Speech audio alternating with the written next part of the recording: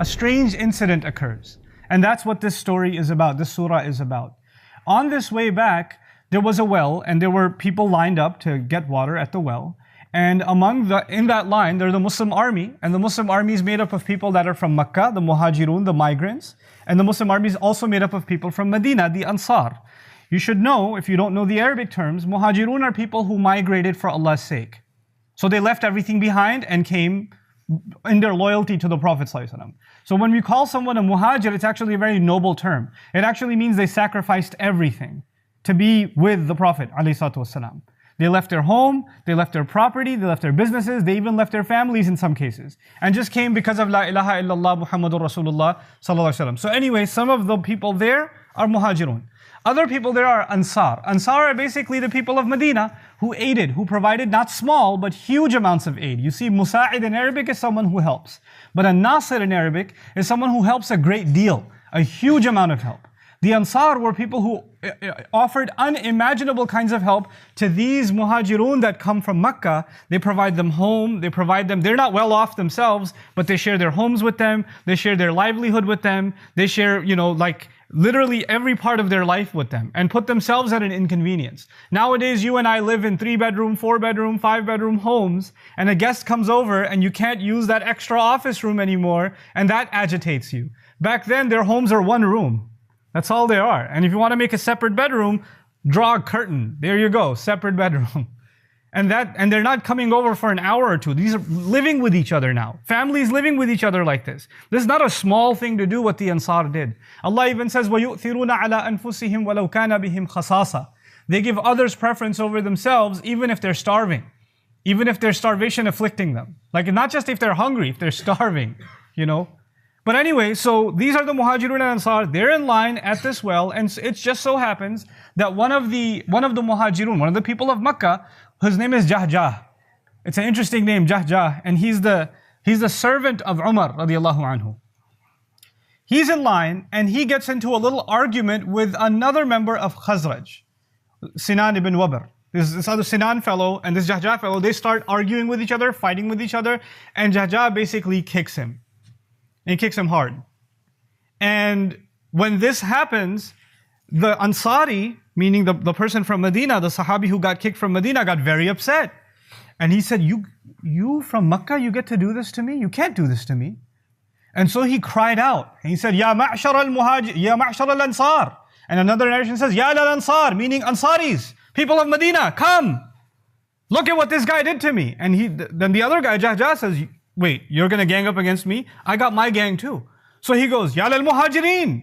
And all the muhajirun in the camp, they gather behind him. And what was originally an argument or misunderstanding between two people turned into two groups and ready to just fight each other because they're all stressed out. And where did this come from? Where did all of this mess come from before we go on with the story? When you say La ilaha illallah, then your nationality becomes secondary. Your ethnicity becomes secondary. Your language becomes secondary. What connects you to another person now is stronger than any of those things. What I want you to focus on is when they called each group at that moment, it actually wasn't about ethnicity.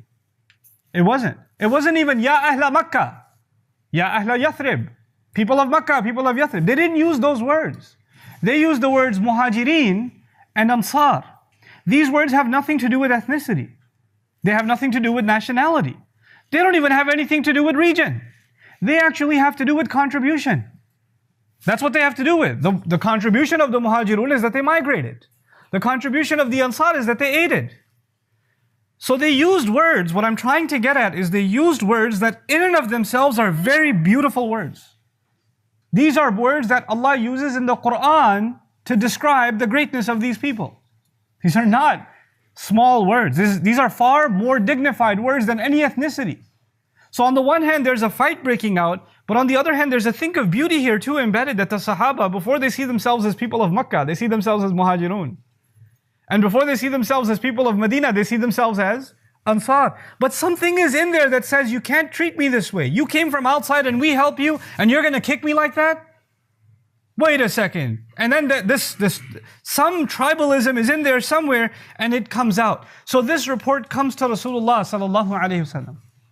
And he says, Da'uha, leave it. Leave it. فَإِنَّهَا كَلِمَةٌ مُنْتِنَةٌ. This is a muntina word. Now muntina is a little tough to translate. A literal translation, like Lisan al-Arab, in Ibn Manzur's Lisan al-Arab, they translate it as الرائحة الكريهة, a disgusting smell. A disgusting smell. Rasulullah says the words they used have a disgusting smell. That's why, leave it. It has a, you know, like when something smells bad, you walk away from it and you leave it. So that's the imagery of the saying of the Prophet ﷺ. The words that have been used here are too disgusting, they smell too nasty, get away from them. Don't indulge in them, don't go near them, don't bring them up again. That's what he's saying. There's another narration here. Somebody came to Rasulullah ﷺ and said, but you know, Kasa, he kicked him. He kicked him. And what was the Prophet's response to he kicked him? You know what he said? He said, La ba's. No problem, don't worry about it. No big deal. No big deal. How is it not a big deal? He kicked him. Rasulullah ﷺ is teaching us something very powerful. Sometimes Muslims have arguments among each other. And sometimes things get ugly. And when they get ugly, your temper flares. And you want revenge, you want justice for what happened. Somebody has to pay. And when you're calling for justice and making your voice heard and you're raising your voice and you're gathering people around you, reminding them of what one Muslim has done against another Muslim, you are creating division in the name of justice. And you need to learn the sunnah of the Prophet ﷺ when he says, you need to let this go and make this not a big deal. Because when you blow this out of proportion, the price will not just be paid. You're not just seeking justice, you're causing a lot of problems in your pursuit of justice. When this fight broke out, the Prophet ﷺ basically gave the advice to diffuse the situation. But there was another person on the other side, Ibn Ubay, Abdullah ibn Ubay ibn Salul, la'anahullah, the head of the munafiqeen, who's obviously doesn't wear the label of munafiq. He's among the Muslims. He saw an opportunity. He called all the people of Medina that he could into his camp. His camp was further away from the Prophet's camp, ﷺ. Calls them, sits them down. هَذَا مَا فَعَلْتُمْ بِأَنفُسِكُمْ. Look at what you did to yourself. These people of Makkah, these immigrants came, they take our jobs, they take our money, they take our homes, we provide them everything, and look at how they treat us. This is what you get? See? All they wanted was your money. All they wanted was your welfare. I tell you, we are so dignified. These people are beggars. Because you know, when somebody's a beggar, they're humiliated. When somebody gives, they're the dignified one. These people have no respect. We're the ones that have respect, and they can treat us this way? You know what they remind me of? كَمَا قَالَ الْأَوَّلْ سَمِّنْ كَلْبَكْ يَأْكُلْ. He gives a speech and he says, they remind me of the old Arab saying, when you give your dog until the dog gets fat and it bites you. He called the muhajirun dogs.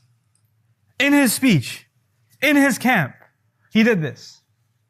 And he's doing this to capitalize, to build the emotion and a sentiment of the Ansar against the Muhajirin. And he swears, he says, you know, the second we go back, guys, the moment we go back to Medina, لَيُخْرِجَنَّ الْأَعَزُّ مِنْهَا الْأَذَلُّ. We, the most dignified, should get rid of these humiliated people. Watch, stop spending on them. He says, he swears to God, he says, if you just stop giving these people charity, watch them disappear and they'll live on welfare somewhere else. You know? لا تنفقوا على من عند رسول الله حتى ينفضوا.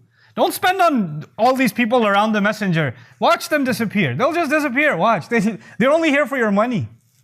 And then they treat you like this. So he's giving this poisonous speech. See, on the one hand, the Prophet ﷺ is saying, let it go. End it. It's a disgusting, filthy word. Don't exaggerate it. And on the other hand, this guy is putting fuel into the fire.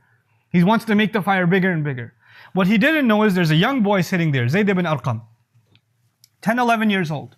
He's sitting in the audience, listening to this entire poisonous speech. He runs over and tells his uncle what Abdullah ibn Ubay said. His uncle goes into the camp of the Prophet ﷺ, where Umar is sitting there too. And he says, this is what Abdullah ibn Ubay is saying. Who narrated it? This is 11-year-old Zayd. That's who narrated it. Now, what is the Prophet supposed to say? Well, we can't trust a child. Child could make anything up. How can we rely on it? No questioning. Zayd said it? No questioning.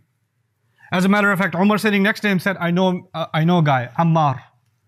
I want you to give me permission. I'll get Ammar. He'll walk into their camp, slowly walk up to Ibn Ubay ibn Salul, who's giving this speech, and slit his throat. Just give the word. I got this. I know just the guy for the job. Rasul ﷺ says, La ya Umar. No, Umar. That's not what we're going to do. because the people will say, Anna Muhammadan yaqtulu ashabahu. Muhammad kills his people. Before I go any further, why would Umar say kill him? Isn't that barbaric? Like Sharia law gets you to kill people? Understand what's happening here. They're a military. They went out as a military. And when inside a military, when they're actively on the battlefield, someone within the ranks of the army tries to create discord between the army, that is considered an act of espionage and an act of high treason, punishable by death because you're putting the entire army at risk. This is military protocol in every military in the world, from history until now. This is considered high treason. So when Umar says kill him, he's not saying some Islamic rule of killing him. He's saying that's how we deal with treason in the military. But Rasulullah says, no, we won't do that. We won't even do that. Even though they're well within their rights, if there was any other military that this happened in, nobody would even say anything. Nobody would say, of course, that's what you do. But he doesn't. They call Ibn Ubay instead. Call him, let him explain himself. Because he doesn't know that the Prophet will hear it, but he heard it. So now Abdullah bin Ubay and his khulafa, they've come. They come inside the camp. The boy Zayd ibn Arqam is outside the camp. He has no idea what went on inside. He just told his uncle, remember? His uncle went in and talked to the Prophet ﷺ. The boy didn't go in. So Zayd, Abdullah bin Ubay goes inside, starts swearing at the top of his lungs. Wallahi, I swear to God, who made this lie against me? I believe you're the messenger of Allah. Why would I say something like that about you? Why would I say something like that about our brothers? I have given so much for Islam. I came to the battlefield, didn't I? How can you question me like this? Whose word are you taking over mine? When have I not proven myself? And he starts giving the Prophet a lecture. At the top of his lungs. And Rasulullah says, you can go. He doesn't want to hear any more nonsense. He says, you can. He doesn't argue with him. We're learning something else. There are going to be people who cause trouble, and when you question them, they get very loud. They get very loud. And when they get very loud, what's the sunnah of the Prophet ﷺ? It's okay, you can go. Thank you. Some people are not worth talking to. They're just not worth talking to. That's the sunnah. Let him go. When he lets him go, Zayd ibn Arqam is outside. He sees this man leave, and he says, oh, wait. He's not in any trouble? I told on him, and he's still not in any trouble? So he says, أَصَابَنِي هَمٌّ لَمْ يُصِبْنِي قَطْ. A sadness took over me that had never hit me before. I was sad that day like I was never before in my life. So he says, صَدَّقَهُ رَسُولُ اللَّهِ وَكَذَّبَنِي. The Prophet thought that Ibn Ubay, the guy who was yelling and screaming, was telling the truth. And the Prophet didn't believe me because I'm just a kid. He didn't believe me. That's not the case. The case is actually the Prophet believed him right away, but he doesn't know that because he's on the outside. So he says, I went back to my tent and I just lied down crying. This boy just lied down and he's crying. The Prophet has no idea what this boy is feeling. We learn about that later. Then Allah revealed Surah Al-Munafiqun. I told you this khutbah is about Surah Al-Munafiqun. In Surah Al-Munafiqun, basically in 11 ayat, Allah Azza wa Jal quoted Zayd ibn Arqam. 2 ayat are quoting Zayd ibn Arqam word for word. Zayd came and told the Prophet ﷺ, or told his uncle who told the Prophet ﷺ, they said, لَإِن رَجَعْنَا إِلَى الْمَدِينَةِ لَيُخْرِجَنَّ الْأَعَزُّ مِنْهَا الْأَذَلُ. Words of Abdullah bin Ubay. This is what he said. When we go back to Medina, the dignified ones will expel the humiliated ones. That's what he said. Quran comes and says, يَقُولُونَ لَإِن رَجَعْنَا إِلَى الْمَدِينَةِ لَيُخْرِجَنَّ الْأَعَزُّ مِنْهَا الْأَذَلُ وَلِلَّهِ الْعِزَّةُ وَلِرَسُولِهِ وَلِلْمُؤْمِنِينَ. Subhanallah. Word for word, the narration of Zayd is now part of Quran. He said, they said also, don't spend on the people around the Prophet until they disappear. لَا تُنْفِقُوا عَلَى مَنْ عِنْدَ رَسُولِ اللَّهِ حَتَّى يَنْفَضُّوا. Ayah comes down. يقولون هم الذين يقولون لا تنفقوا على من عند رسول الله حتى ينفضوا. When the surah is revealed to the Prophet ﷺ, he calls for Zayd, who was crying by himself. He calls Zayd, sits him down, puts his hand on his knees, and says, لَقَدْ صَدَّقَكَ اللَّهُ. Allah proved that you're telling the truth. And he recited the entire surah to Zayd, the 11-year-old boy. Before anybody else heard the surah, Zayd heard the surah. This surah, it's like, it has so many purposes, this surah, but one of its core purposes was to, care for the sentiments of this child. This kid who spoke, subhanallah. There are lessons after lessons after lessons inside of this surah. This entire story, what binds it together is one theme: the softness of the heart. May Allah Azza wa Jal make us soft towards one another and clean in our intentions towards one another. May Allah Azza wa Jal not make us of those who forget that the real contribution to our deen is with sincerity to Allah Azza wa Jal. Barakallahu li wa lakum fil Qur'an al-Hakim wa nafa'ani wa iyyakum bil ayat.